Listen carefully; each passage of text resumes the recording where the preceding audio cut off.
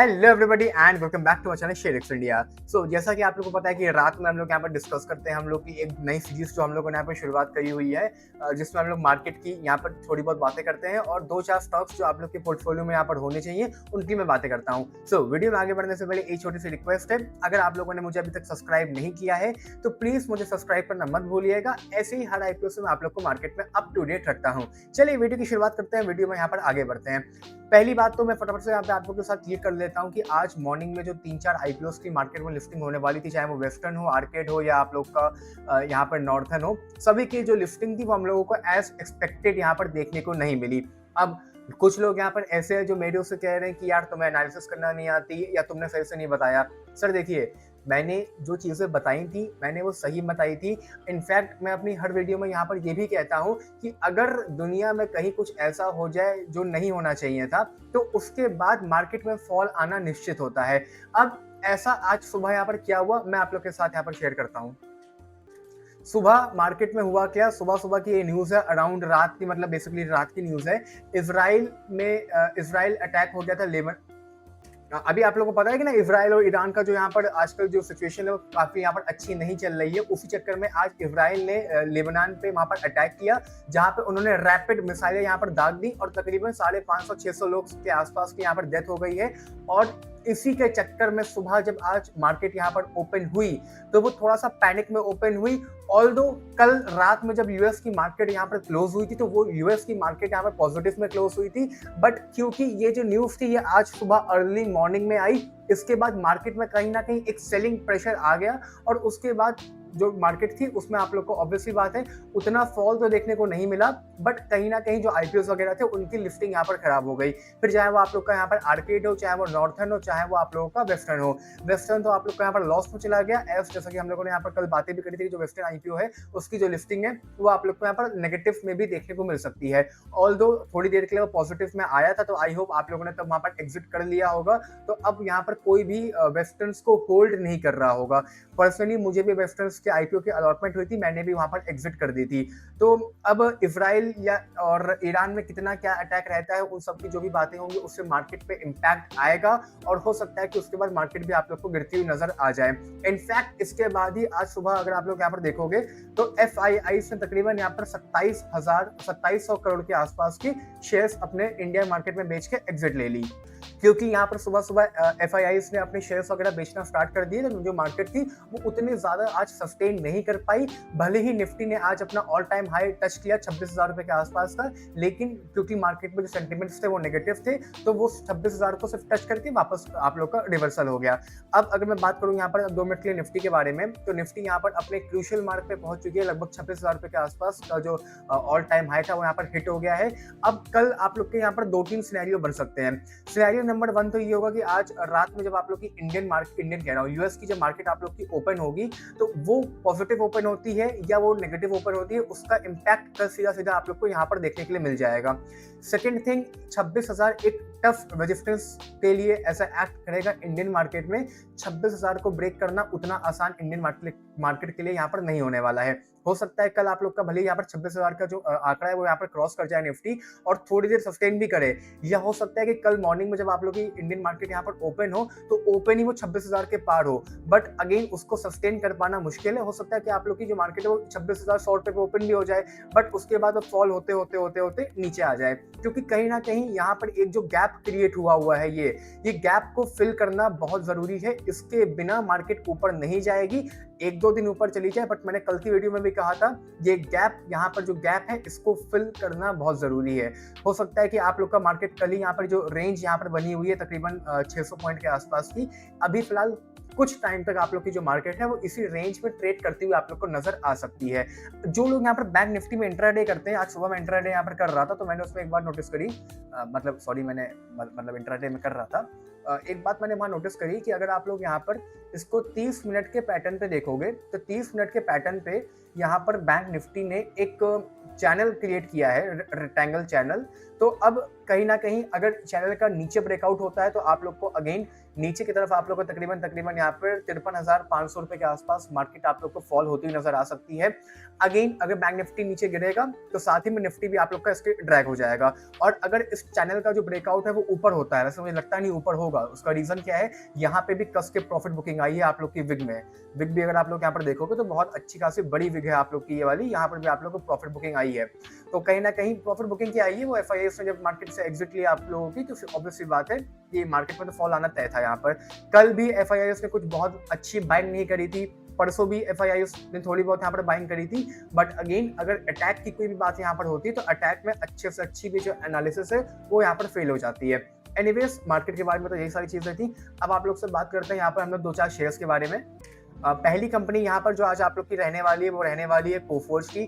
जिनको भी नहीं पता, ये बहुत ही A1 टाइप की कंपनी है। बहुत सारे म्यूचुअल फंड्स की भी इस पर बाइंग है। अगर मैं आप लोग को नीचे जाके शेयर होल्डिंग पैटर्न भी दिखाऊं तो आप देख सकते हो 35% की जो होल्डिंग है वो इस कंपनी की म्यूचुअल फंड्स के पास है। और कंपनी तकरीबन यहाँ पर 45,000 करोड़ की है। मतलब कि अगर 45,000 करोड़ का आप लोग यहाँ पर 35% भी निकालोगे तो तकरीबन 15-16 हजार करोड़ तो इस कंपनी में म्यूचुअल फंड्स इन्वेस्ट करके बैठे हुए हैं। उसके बाद टॉप पे यहाँ पर फॉरेन इंस्टीट्यूशन आ जाते हैं और रिटेल के पास सबसे कम होल्डिंग है यहाँ पर, क्योंकि रिटेलर अगेन देखिए दो चार बातें हैं। पहली बात तो जो शेयर प्राइस है वो स्लाइटली यहाँ पर महंगा है, तो हर किसी के लिए ये अफोर्डेबल नहीं है।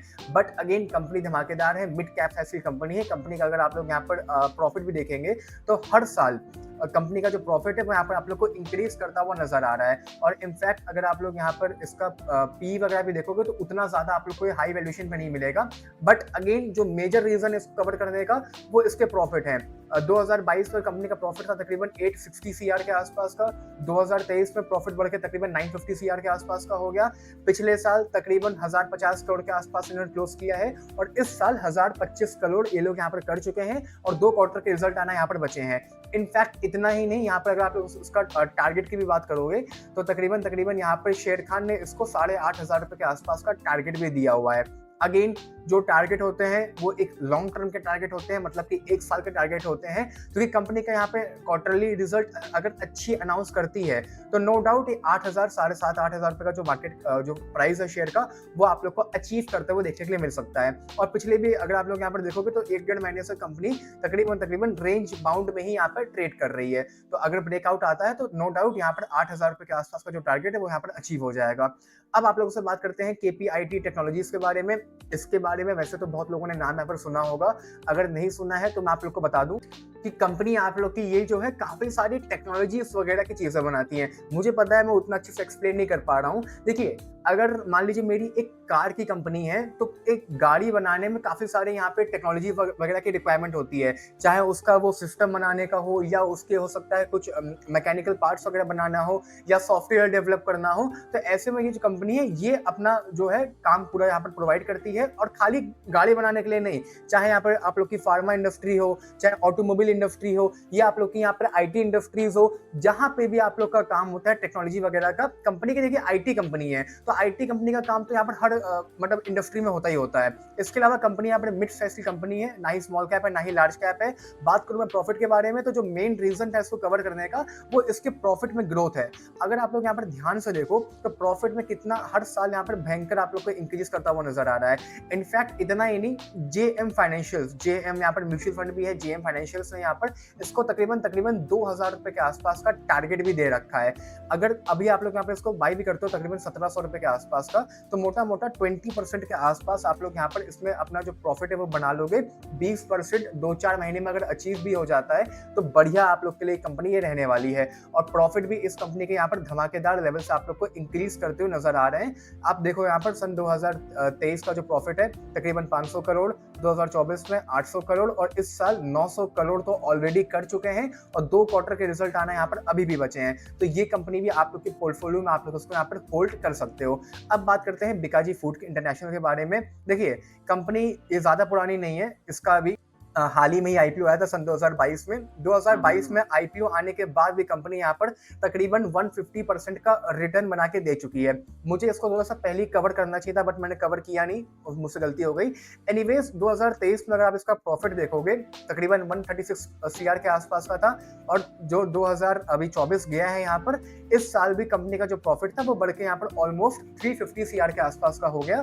और जो साल यहाँ पर चल रहा है अभी भी लगभग 350 सीआर के आसपास का जो प्रॉफिट है वो ये लोग अचीव कर चुके हैं। मतलब कि आने वाले अभी भी 2 क्वार्टर के जो रिजल्ट है वो यहाँ पर पेंडिंग है, तो प्रॉफिट आप लोग को कंपनी में और ज्यादा इंक्रीज हो सकता है, और जो शेयर प्राइस है वो यहाँ पर और ज्यादा आप लोग को इंक्रीज करती हुई नजर आ सकती है। देखिए, ऑल्दो शेयर तकरीबन 1 महीने में 10-11% का आप लोग को रिटर्न दे चुका है, तो छोटा मोटा अगर आप पर करेक्शन आता है तकरीबन यहाँ पर आप लोग को ये 800 850 रुपए के आसपास का मिलता है, तो इसको आप लोग धीमे धीमे बाय करना स्टार्ट कर सकते हो। एट दिस पॉइंट बाय मत करना, धीमे धीमे बाय करना, अपने वॉच लिस्ट में ऐड कर लीजिए। 800 850 रुपए के आसपास मिलता है तो आप लोग बाय कर सकते हो, क्योंकि अभी ऑल टाइम हाई पे है, तो ये सही टाइम नहीं है बाय करने का। एनीवेज, यहाँ पर अब बात करते हैं आज का आखिरी शेयर के बारे में, जिसका नाम है यहाँ पर हिंदुस्तान एरोनॉटिक्स। अभी थोड़े टाइम पहले जब डिफेंस सेक्टर में आग लगी हुई थी तो बहुत सारे लोगों ने इसको बाय किया। कंपनी ने बहुत अच्छे रिटर्न वगैरह भी बना के दिए, नो डाउट, बट उसके बाद इसको कितने लोग ऐसे भी हैं जिन्होंने इस कंपनी को 5600 5,500 पे बाय कर लिया, और उसके बाद तकरीबन 20% के आसपास का करेक्शन ये दिखा चुका है। इसको कवर करने के पीछे के देखिए 2-4 रीजन है। पहली बात तो इससे ये एक्सपेक्टेशन मत रखिएगा कि यहाँ पैसा आपका दुगना होगा, क्योंकि कंपनी यहाँ पे अटर लार्ज कैप की कंपनी है। कवर मैं इसलिए कर रहा हूँ क्योंकि मुझसे कमेंट में 2-4 लोग पूछ रहे थे कि यार 2-4 कुछ मुझे मेरे जो पास वाले शेयर्स है तो मेरे को उसको कवर कर लो, तो इसीलिए मैं यहाँ पर इसको कवर कर रहा हूँ। अगर यहाँ पर आप भी अपने पोर्टफोलियो में 2-4 आपके पास शेयर्स वगैरह हो तो आप चाहते हो जो मैं कवर करूँ, तो नीचे आप लोग यहाँ पर कॉमेंट कर सकते हो। देखो, इसको कवर करने के पीछे का जो रीजन था, नो डाउट कंपनी का जो फाइनेंशियल्स है वो धमाकेदार है। कंपनी का जो प्रॉफिट है वो हर साल यहाँ पर इंक्रीज हो रहा है। इनफैक्ट यहाँ पर अभी भी कंपनी ने 26,000 करोड़ का एक यहाँ पर ऑर्डर विन किया है। कंपनी ने अगर ऑर्डर विन किया है तो उसका जो इम्पैक्ट है वो इसके शेयर प्राइस पे आएगा, नो डाउट आएगा। अगर आप लोग के पोर्टफोलियो में है तो इसको होल्ड करिए। अगर पोर्टफोलियो में नहीं है, और उसके एक बात बता दूं कि लार्ज कैप की कंपनी है, तो अगर आप जस्ट फॉर द स्टेबिलिटी कि आपका जब भी पोर्टफोलियो में अगर मार्केट गिरती है तो आपका पोर्टफोलियो उतनी कस के ना गिरे, या 2-4 क्वालिटी स्टॉक्स अगर आप लोग यहाँ पर रखना चाहते हो तो इसको आप बाय करके रख सकते हो। 20% के आसपास, 25% के आसपास करेक्शन पर ये ऑलरेडी यहाँ पर मिल रहा है।